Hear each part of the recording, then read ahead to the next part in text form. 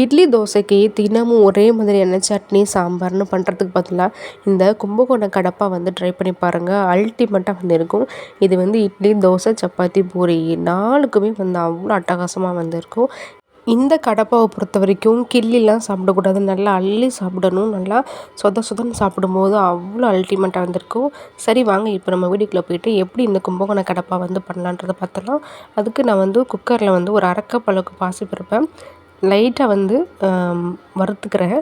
பருப்பு வந்து நல்லா வறுபட்டுருச்சு. இப்போ வந்து பருப்பு வேகிற அளவுக்கு தண்ணி வந்து சேர்த்துக்கலாம். கூடவே வந்து பார்த்திங்கன்னா மஞ்சள் தூள் வந்து ஒரு 1/4 ஸ்பூன் சேர்த்துக்கோங்க. இப்போ நான் வந்து ஒரு மீடியம் சைஸ் உருளைக்கிழங்கு 2 சேர்த்துருக்கேன்.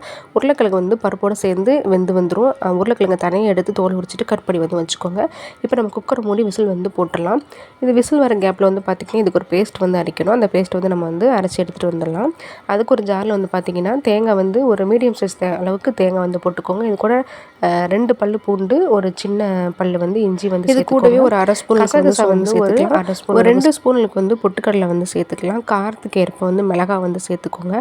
இது எல்லாத்தையுமே வந்து நல்லா தண்ணி விட்டு நல்லா வந்து ஃபைன் பேஸ்ட்டாக வந்து அரைச்சி வந்து எடுத்துக்கணும்.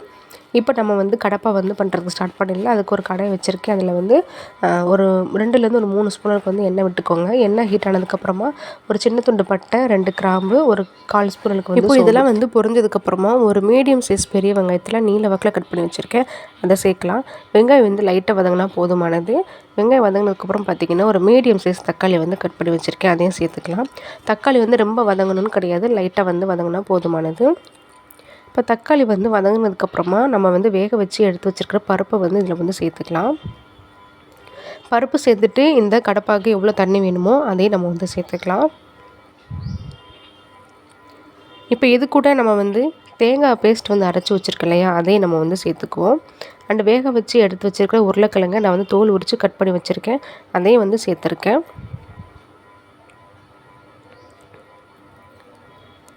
இப்போ இது எல்லாத்தையுமே சேர்த்துட்டு நல்லா கலந்துக்கோங்க. டேஸ்ட்டுக்கு வந்து உப்பு எவ்வளோ வேணுமோ அந்தளவுக்கு ஆட் பண்ணிவிட்டு இந்த கடப்பாக்கு உங்களுக்கு தண்ணி எவ்வளோ வேணுமோ அந்தளவுக்கு சேர்த்துக்கலாம். இது வந்து ரொம்ப திக்காக வந்து சாப்பிட்றத விட நம்ம வந்து கொஞ்சம் நல்லா தண்ணியாக ஊற்றி சாப்பிடும்போது ரொம்ப ரொம்ப சூப்பராக வந்து இருக்கும். இப்போ வந்து இது நல்லா வந்து கொதிச்சு வந்து வரட்டும். ஏன்னா நான் வந்து அந்த தேங்காய்லாம் வந்து பார்த்திங்கன்னா நம்ம பச்சையாக வந்து சேர்த்துருக்கோம் இல்லையா, அந்த பச்சை வாசனை போகணும். ஸோ நல்லா கொதிச்சு வந்ததுக்கப்புறமா நம்ம வந்து ஃபைனலாக வந்து கொத்தமல்லி தழை மட்டும் தூவிட்டு நம்ம வந்து ஸ்டவ் ஆஃப் பண்ணிடலாம். கடப்பா வந்து ரெடி ஆகிட்டு பாருங்கள், நல்லா வந்து கொதிச்சிருச்சு. இப்போ நான் ஸ்டவ் ஆஃப் பண்ணிவிட்டு கொத்தமல்லி தழை கருவேப்பிலை வந்து சேர்த்துருக்கேன். ஃபைனலாக பார்த்திங்கன்னா ஒரு 1/2 ஸ்பூன் அளவுக்கு வந்து லெமன் ஜூஸ் வந்து சேர்த்துக்கலாம். அவ்வளோதான். சேர்த்துட்டு நல்லா மிக்ஸ் பண்ணிவிட்டு நீங்கள் வந்து நல்லா சூடான இட்லிக்கோ தோசைக்கோ சப்பாத்திக்கோ பூரிக்கோ நீங்கள் சர்வ் பண்ணிங்கன்னா எல்லோரும் வீட்டில் விரும்பி சாப்பிடுவாங்க.